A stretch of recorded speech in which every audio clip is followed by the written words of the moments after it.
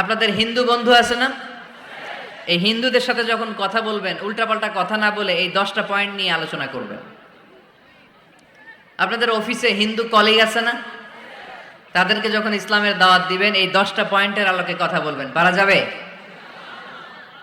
আপনাদের এই ব্যবসা প্রতিষ্ঠানে এই বান্টি বাজারে হিন্দু ভাইদের দোকান আছে না? পাশে যদি মুসলিম ভাইয়ের কোনো দোকান থাকে তার সাথে যখন আলাপচারিতা করবেন তখন এই 10টা পয়েন্ট নিয়ে কথা বলবেন। দেখবেন ইসলামের সৌন্দর্য দেখে সেও কালিমা পড়ে মুসলমান হয়ে গিয়েছে। কিন্তু অন্য ধর্মের এরকম অনেক বিধান আছে যেটা রুচিতে নেয় না। হিন্দু ধর্মের অনেক ভাইরা আমার আলোচনা শোনে, অনেক হিন্দু আমাদের হাতে মুসলমান হয় আলহামদুলিল্লাহ।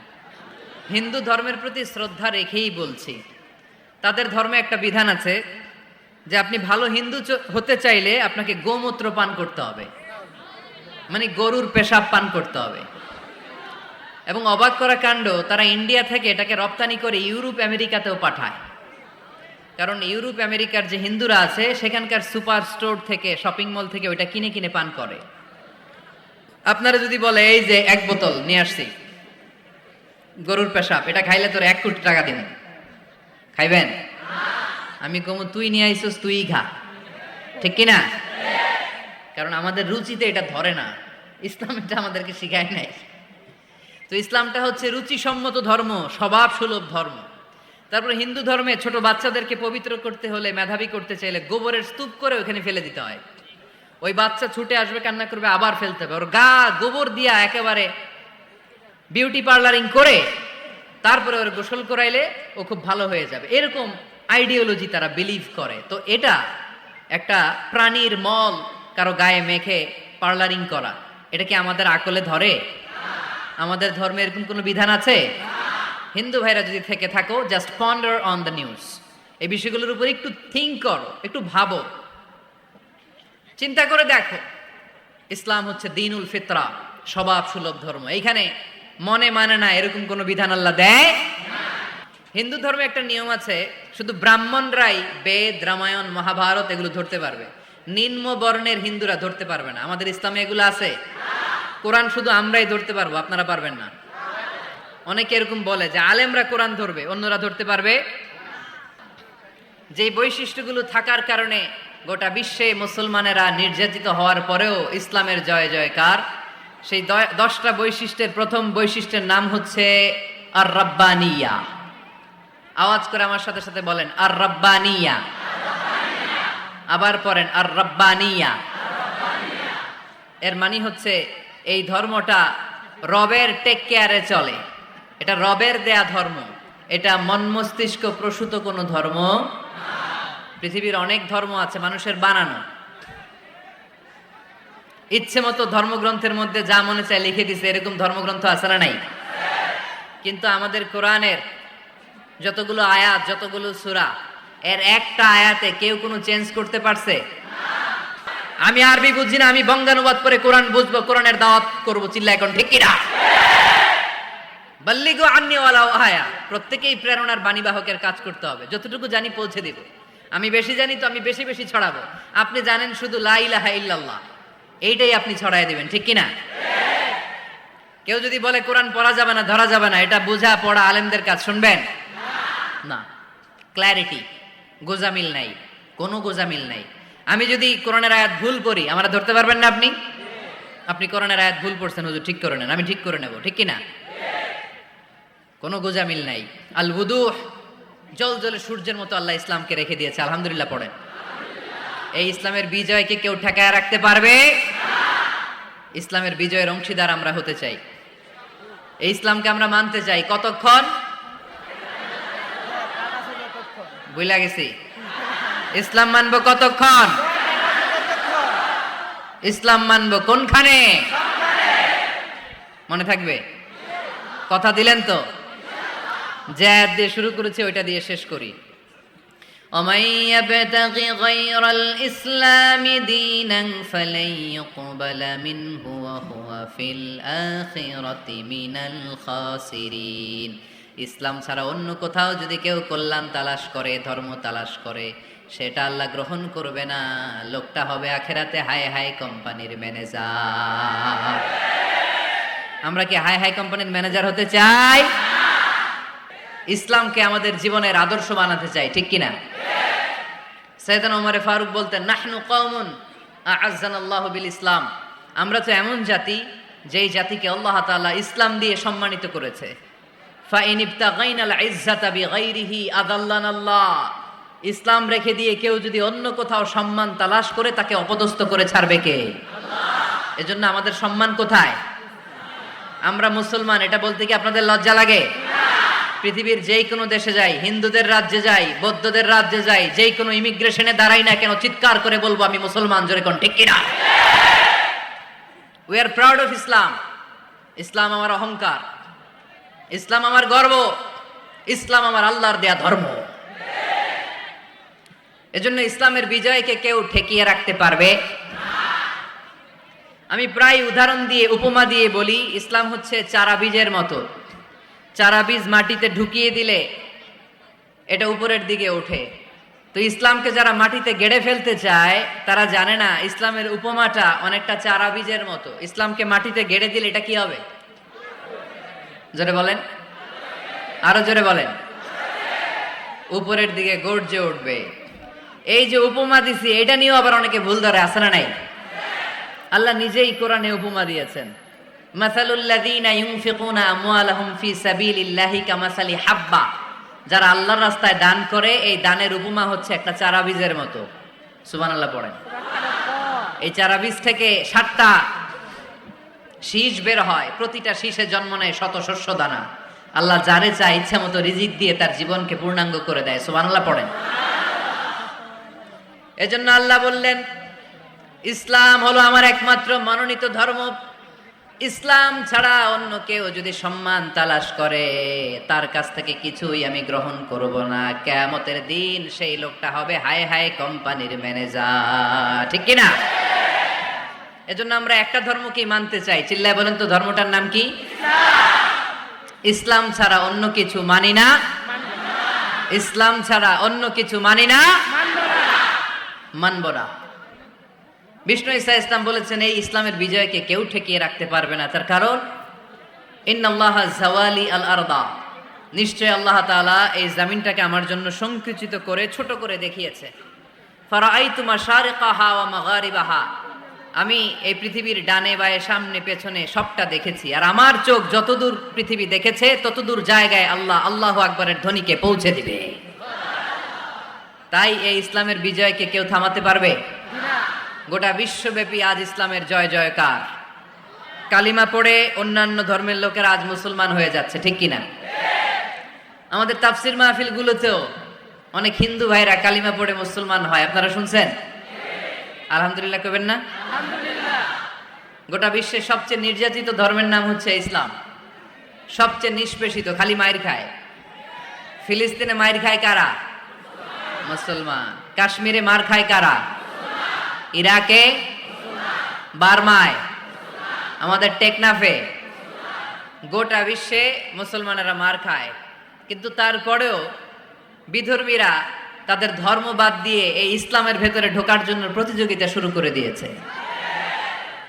ইউরোপ আমেরিকাতে মসজিদের সংখ্যা বেড়ে যাচ্ছে। তাদের যে খ্রিস্টানদের গির্জা, এগুলো তারা বিক্রি করে দিচ্ছে। মুসলিম কমিউনিটি ওই গির্জারে মসজিদ বানায় ফেলতেছে। এই ইসলামের বিজয়কে কেউ ঠেকায় রাখতে পারবে না। যেহেতু ইসলামের বিজয় অবশ্যম্ভাবী, আমরা ইসলামের সাথে মিলে থাকতে চাই, মিশে থাকতে চাই, আমরা বিজয়ের অংশীদার হতে চাই। কি আছে ইসলাম ধর্মে যে কারণে গোটা বিশ্বে ইসলাম নির্যাতিত এবং নিষ্পেষিত হওয়ার পরেও ইসলামের জয় জয়কার? আজকে আমাদেরকে জানতে হবে কি আছে ইসলামে। What is the characteristics of Islam? কি বৈশিষ্ট্য রয়েছে এই ইসলামে? কি বৈশিষ্ট্য দিয়ে আল্লাহ তাআলা বৈশিষ্ট্যমণ্ডিত করেছেন? আজকে এই সংক্ষিপ্ত পরিসরে ইসলামের 10টি বৈশিষ্ট্যের কথা আমরা শুনবো, আওয়াজ করে পড়েন ইনশাআল্লাহ। কোরআনের একটা শব্দে কেউ কোনো পরিবর্তন ঘটাতে পেরেছে? একটা নুকতার মধ্যে চেঞ্জ করতে পারছে? এক আয়াতে আল্লাহ কোরআনে বলেছেন, ফাআবাউ আইয়ুদাইফুহুমা, মানে দুইজন নবী এসেছিল ইহুদিদের কাছে, ইহুদিরা তাদেরকে মেহমানদারি করায় নাই। এটা একটা বদনাম না? ওমরে ফারুক যখন রাদিয়াল্লাহু তাআলা আনহু মদিনার খলিফা, ইহুদিদের একটা দল ওমরে ফারুকের সাথে সাক্ষাৎ করে এসে বলে, ওমরে ফারুক, তোমাদের কোরআনে আমাদের ইহুদিদের ব্যাপারে একটা বদনাম আছে। কি বদনাম? এই আয়াতে তোমাদের আল্লাহ বলেছে ফাআবাউ আইয়ুদাইফুহুমা, মানে দুইজন পয়গম্বর এসেছিল আমাদের কাছে, কিন্তু আমরা এগরে খাওয়াই নাই, এরা ক্ষুধার্ত ছিল। কিয়ামত পর্যন্ত তোমরা এই আয়াত তেলাওয়াত করবার, মানুষ আমাদেরকে গালি দিবে। তো গালাগালির দরকার নাই, চলো একটা মিউচুয়ালে যাই। কি যাই? Mutual understanding.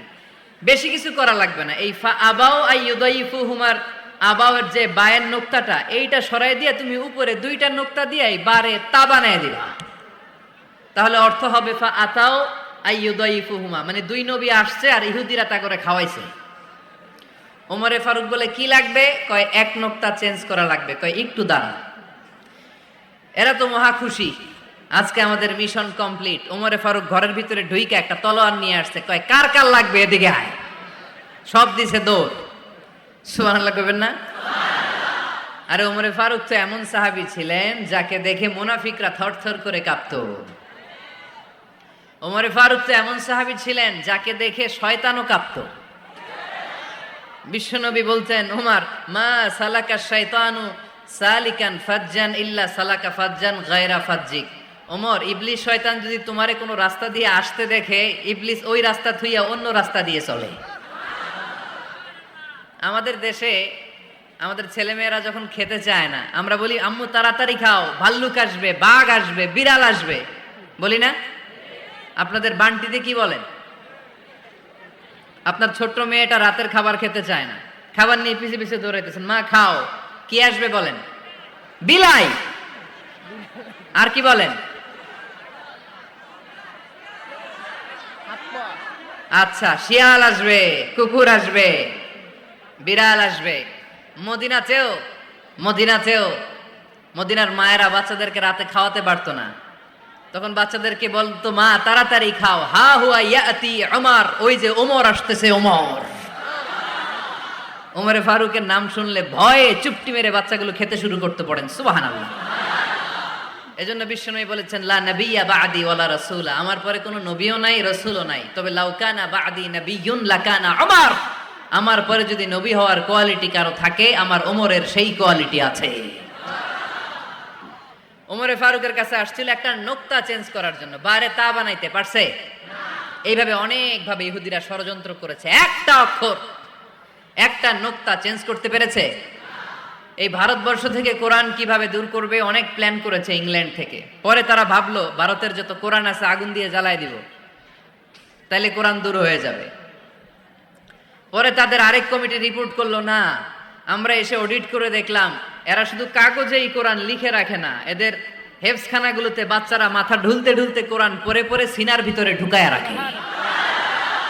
যদি আগুন লেগে ধ্বংস হয়ে যায়, ধ্বংস হয়ে যায়, যদি আগুন লেগে যায় পুড়ে যায় পৃথিবীর সব বইয়ের দোকান, বিশ্ব থেকে হারাবে না পবিত্র কোরআন, বিশ্ব থেকে হারাবে না পবিত্র কোরআন। আগুন জ্বালিয়ে দিয়ে কোরআনকে শেষ করা যাবে? কোরআনের গালি দিয়ে কোরআনকে থামানো যাবে? কোরআনের মাহফিল বন্ধ করে কোরআনের আওয়াজকে স্তব্ধ করা যাবে? পৃথিবীর কোনো অপশক্তি কোরআনের কিছুই করতে পারবে না। চিল্লায় বলেন ঠিক কিনা? এজন্য আমরা কোরআনের সাথে থাকতে চাই, ইসলামের বিজয়ের অংশীদার হতে চাই। চিল্লায় বলেন ঠিক কিনা?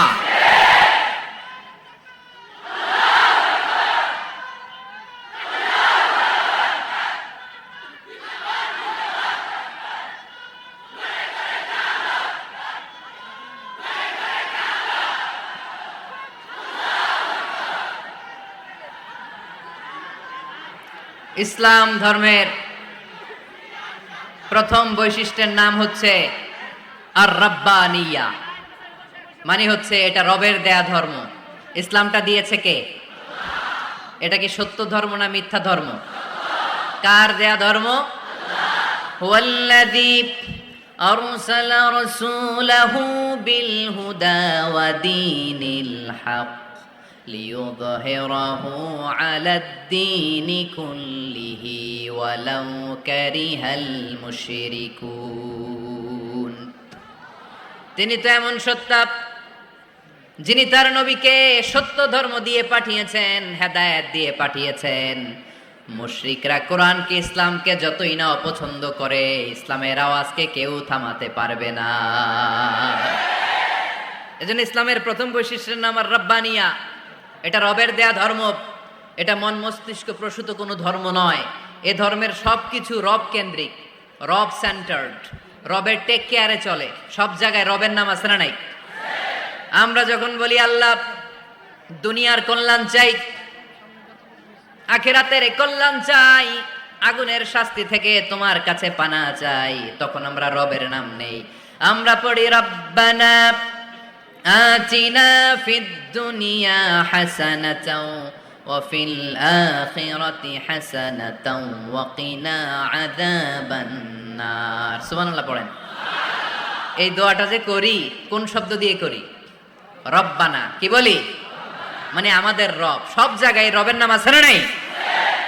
আবার যখন ভুল হয়ে যায়, অন্যায় হয়ে যায়, পাপ হয়ে যায়, তখন যেই দোয়াটা করি, ওই দোয়ার শুরুতেও রবের নাম আছে না নাই? তখন আমরা পড়েন রব্বানা যালামনা আনফুসানা ওয়া ইল্লাম তাগফির লানা ওয়া তারহামনা লানাকুনান্না মিনাল খাসিরিন।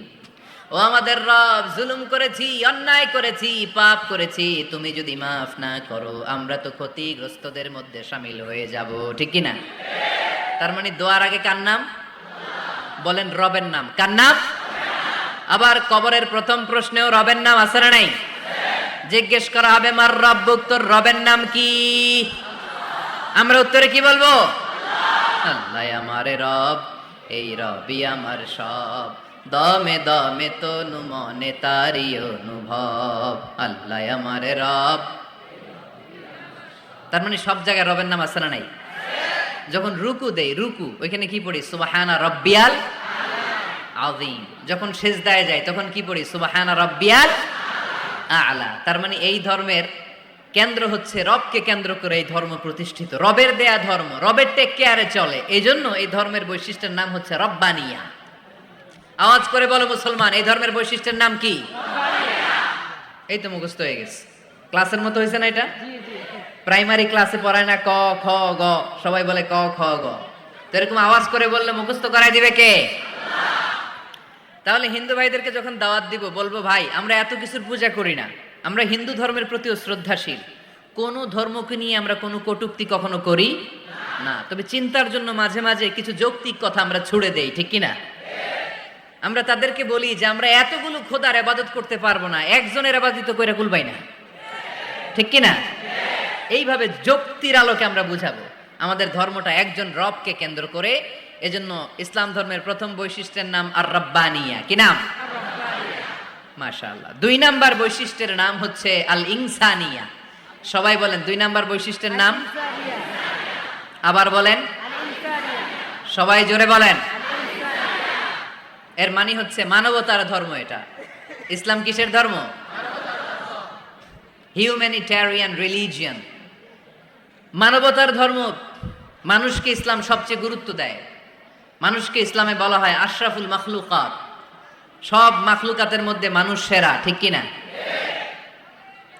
এমনকি আল্লাহ আমাদেরকে এত মর্যাদা দিয়েছে, ইসলাম ধর্ম গ্রহণ করার ক্ষেত্রে আল্লাহ কোনো জোর জবরদস্তি করে নাই। লা ইকরাহা ফিদ্দিন, দিনের ভেতরে জোর জবরদস্তি আছে?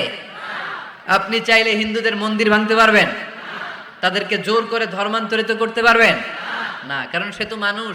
সবার উপরে মানুষ সত্য, তাহার উপরে নাই। সব মাখলুকাতের মধ্য থেকে মানুষের মর্যাদা সবচাইতে বেশি। আল্লাহ আমাদেরকে ফ্রি উইল দিয়েছেন, স্বেচ্ছায় স্বাধীনভাবে আমরা সব করতে পারি। ফামান শাআ ফালিউমিন ওয়া মান শাআ ফালিয়াকফুর। চাইলে মুসলমান হইতে পারো, আবার কাফির হইতে পারো। The decision is years. সিদ্ধান্ত তোমার। তবে মুসলিম হলে জান্নাতে থাকবা, আর কাফির হলে জাহান্নামে পূর্বা। জোরে কোন ঠিক কিনা? কিন্তু জোর করে ঢুকাইছে আপনার ইসলামে, কারণ এটা মানবতার ধর্ম, এটা মানবতার কথা বলে। ইসলাম সবাইকে মানুষ হিসেবে কনসিডার করে। বিষ্ণু ঈসা ইসলাম একবার একটা লাশ দেখে সাহাবীদের সাথে বসা, বিশ্বনবী হুট করে দাঁড়িয়ে গেলেন। কি করলেন? সাহাবারা বললেন, ইয়া রাসূলুল্লাহ ইন্নাহু ইয়াহুদি, এটা তো ইহুদির লাশ, আপনি দাঁড়ালেন যে, এটা কার লাশ? আপনি দাঁড়ালেন কেন? বিষ্ণুনবী বললেন, আওয়ালাইসাত নাফসান, এটা কি মানুষ না? ইহুদি কি মানুষ না? আরে আমি তো ইহুদি, খ্রিস্টান, মুসলিম ওগুলো দেখা দাঁড়াই নাই, আমার দু চোখে আমি কনসিডার করেছি this is a human being, so I need to salute হিম। এটা মানুষ, এটা মানব, আমি মানব জাতিকে দাঁড়িয়ে স্যালিউট করেছি। চিল্লায় বলো ঠিক কিনা? বিশ্বনবী দু চোখ দিয়ে মানুষ দেখতেন, আস্তিক নাস্তিক দেখতেন না, কাফির মুশরিক দেখতেন না। বিশ্বনবী কনসিডার করতেন this is a human being, এটা একটা মানুষ। আমরা এখন কাউকে মানুষ হিসেবে কনসিডার করার আগে এরা কয়েক ভাগ করে ফেলি। পাগড়ি দেখলেই বলি এটা কোন পীরের মুরিদ, আছে না নাই? একই জামাত ইসলাম করে, নাকি চরমনাই করে, নাকি খেলাফত করে, না মজলিস করে, না আওয়ামী লীগ করে, না বিএনপি করে? এই যে আমরা ভাগাভাগি করি, প্রথমে তো কনসিডার করবেন he is a human being, সে হচ্ছে পৃথিবীর শ্রেষ্ঠতম মানুষ, আশরাফুল মাখলুকাত। কিন্তু এগুলো করার আগে আমরা খালি ভাগাভাগি, আমরা মানুষকে মানুষ হিসেবে কনসিডার করতে চাই না, ঠিক কিনা? ইসলাম আমাদেরকে শিখিয়েছে মানুষকে মানুষ হিসেবে কনসিডার করো। বিশ্বনবী ইহুদির লাশ দেখে দাঁড়ায়, আর আমরা মুসলমানরা কিলাকিলি করি। কথা বলেন। আমরা যখন বন্যা দুর্গত এলাকায় ত্রাণ নিয়ে যাই, যাই না?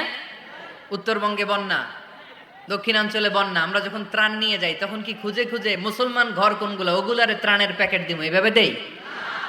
কিভাবে দেই? সবাইরে দেই, ঠিক কিনা?